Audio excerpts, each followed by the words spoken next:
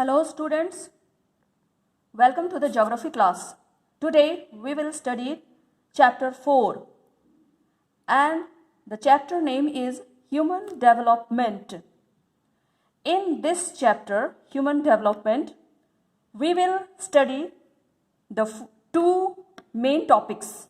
First is definition of human development and second is 4 pillars of human development.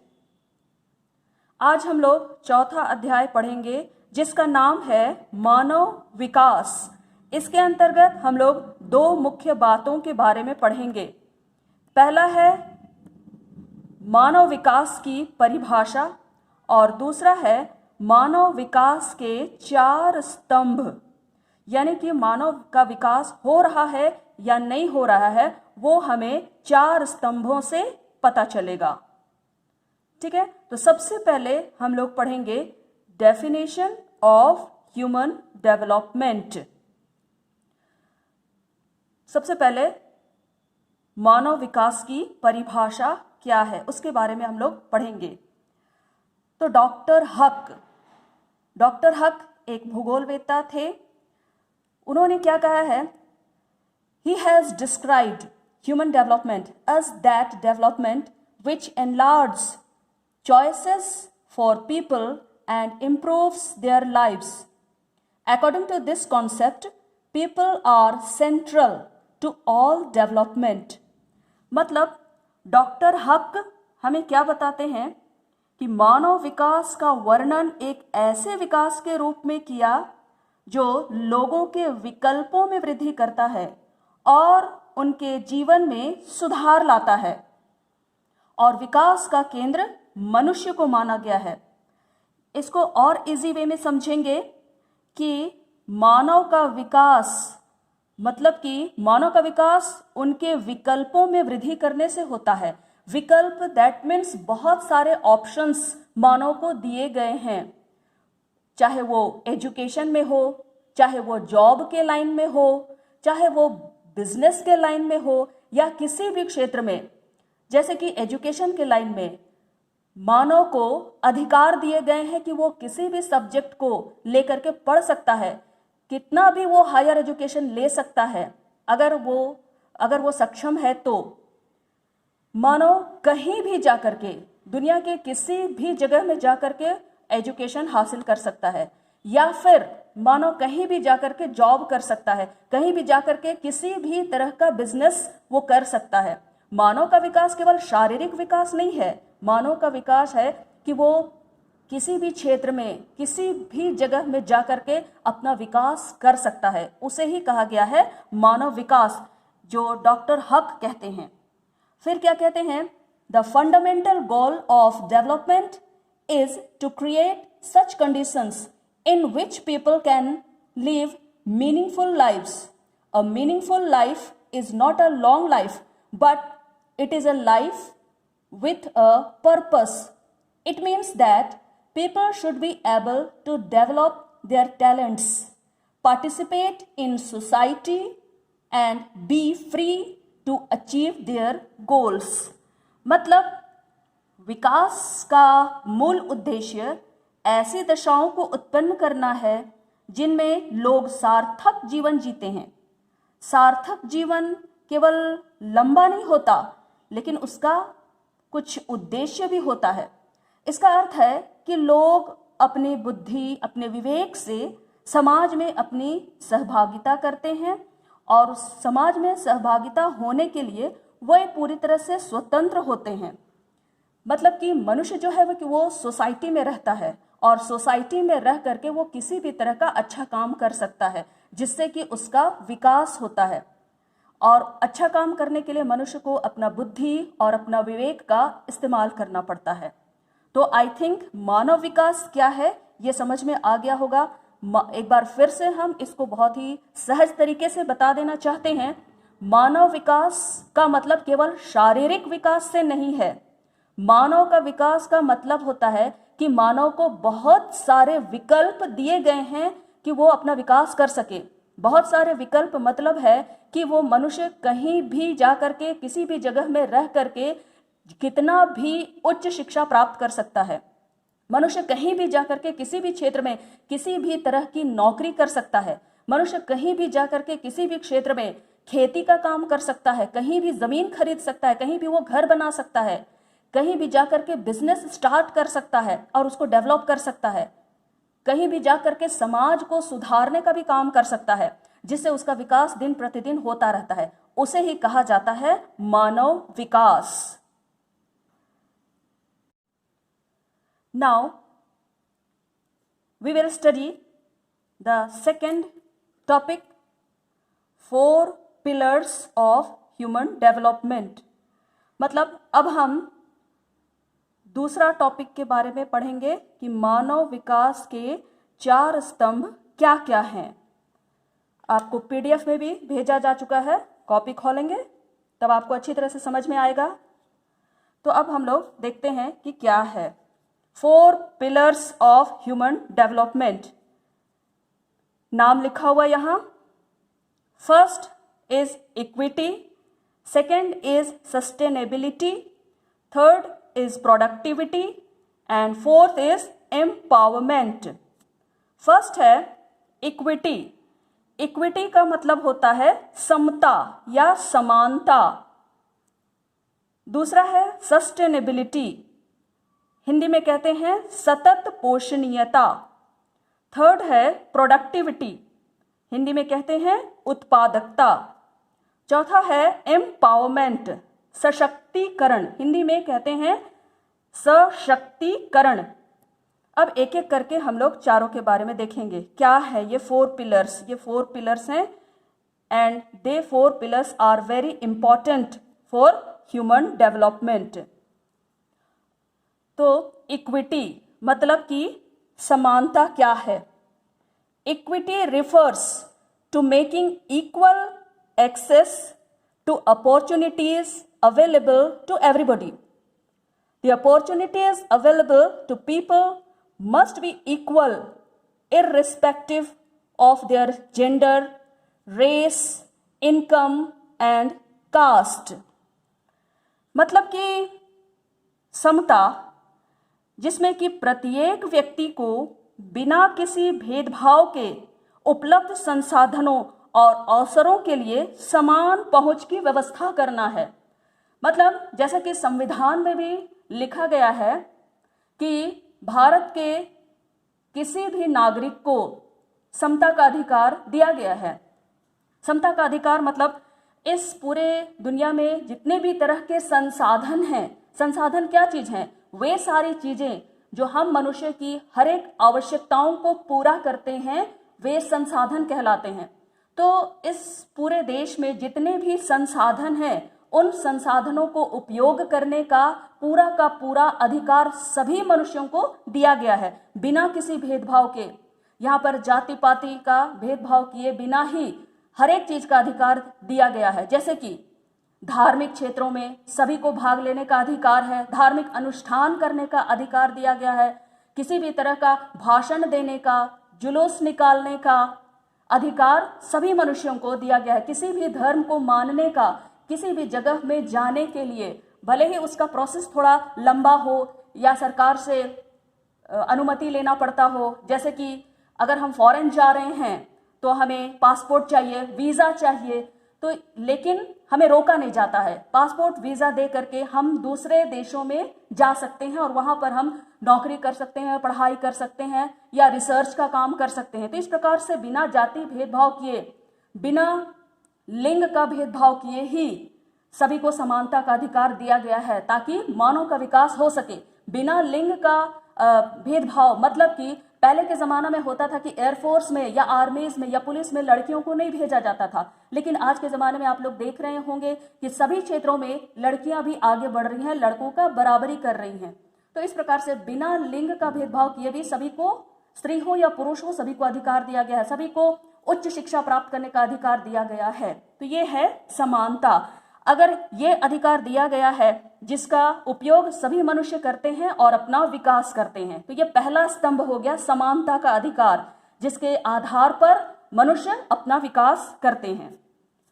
दूसरा है sustainability. What is sustainability? Sustainability means continuity in the availability of opportunities. Each generation must have the same opportunities. All resources must be used keeping in mind the future.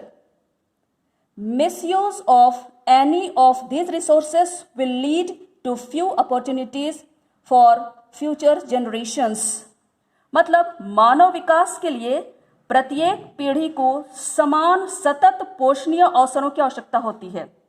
अतः समस्त पीढ़ी का यह कर्तव्य होता है कि वह अपने आने वाली पीढ़ी के लिए अवसरों और विकल्पों की उपलब्धता सुनिश्चित करने के लिए उन्हें शिक्षित करें।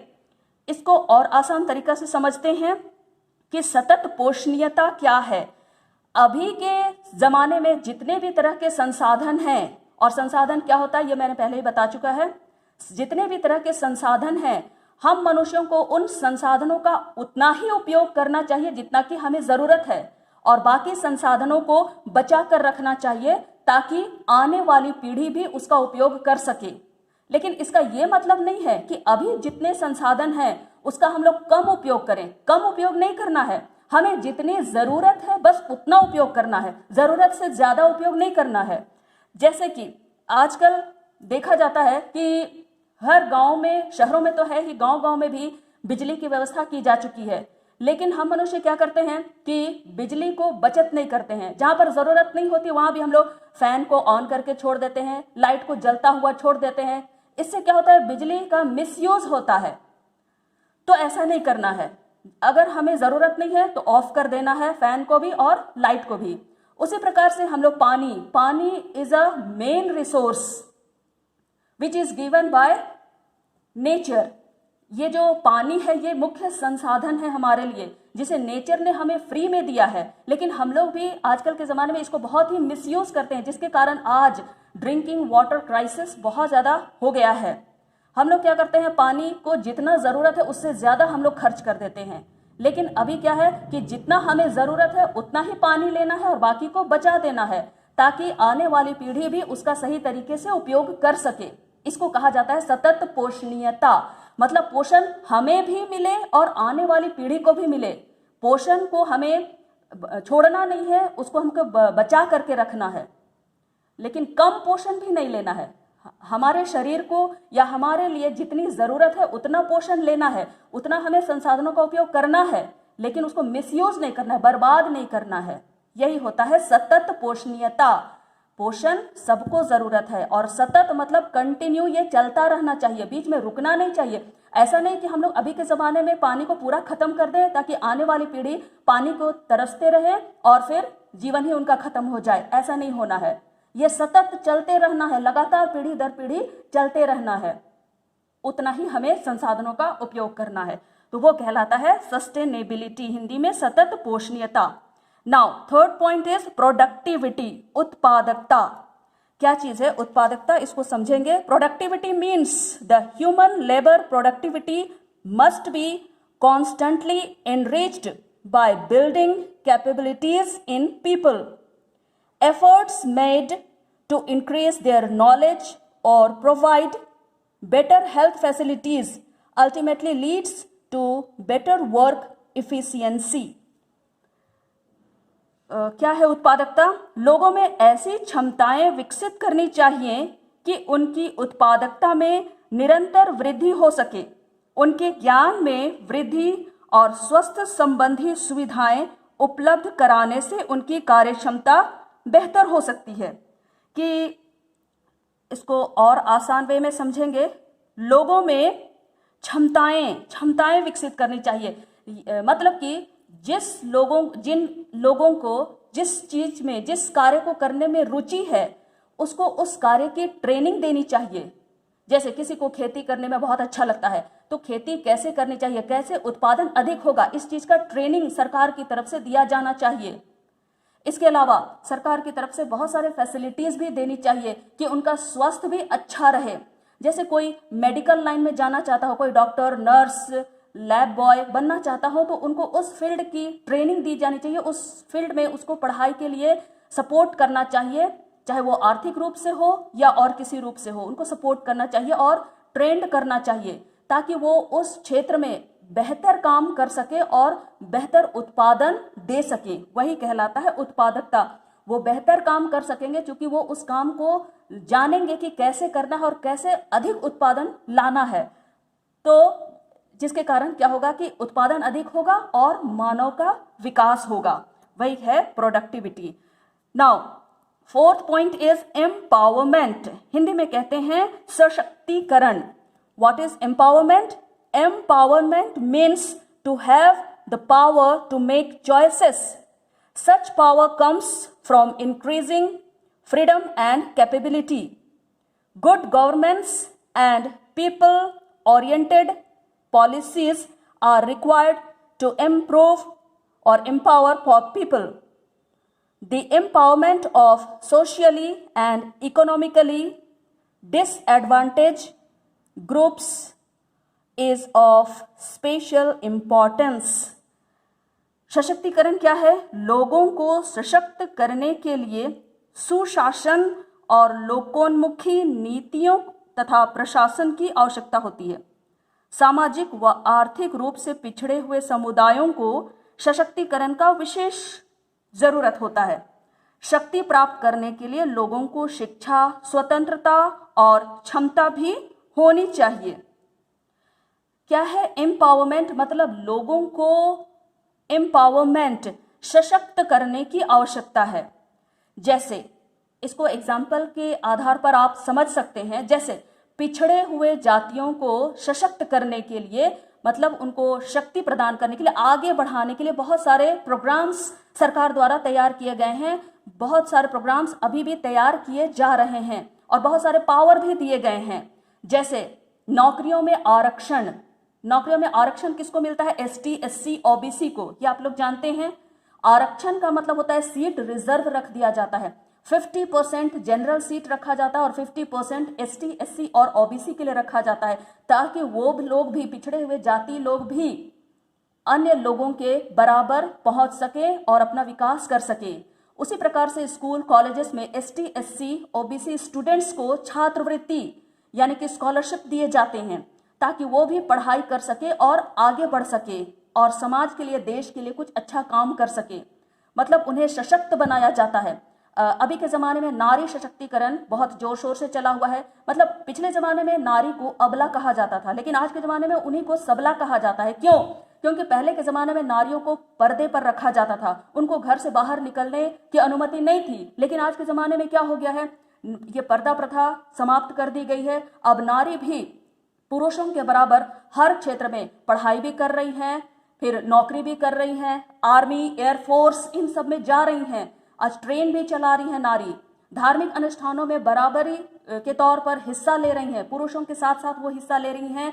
पूजा पाठ में या फिर प्रार्थना सभाओं में नारियां भी आज सम्मिलित होती हैं। तो ये है एम्पावरमेंट। मतलब जो पिछड़े हुए लोग थे उनको आगे बढ़ाने के लिए, उनको बराबरी का दर्जा देने के लिए सशक्त किया जा रहा है सरकार की तरफ से और समाज की तरफ से। सरकार की तरफ से जो किया गया है वो मैंने अभी बताया कि आरक्षण दिया गया है। हर तरह की नौकरियों में उन्हें आरक्षण दिया गया है और हर तरह के एजुकेशन में उन्हें छात्रवृत्ति अर्थात स्कॉलरशिप दिया जाता है। तो यही है 4 पिलर्स जिसके बेसिस पर ह्यूमन का डेवलपमेंट होता है। So this chapter is cleared. Thank you.